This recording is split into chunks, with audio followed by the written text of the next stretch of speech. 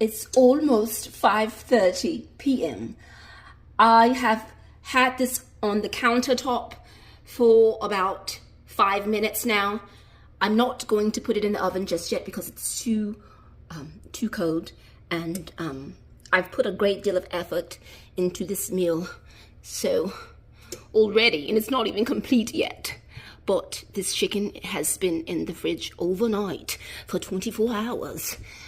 And it's, as you can see, seasoned perfectly. I'm gonna put it in the oven right after the chill is knocked off the bird.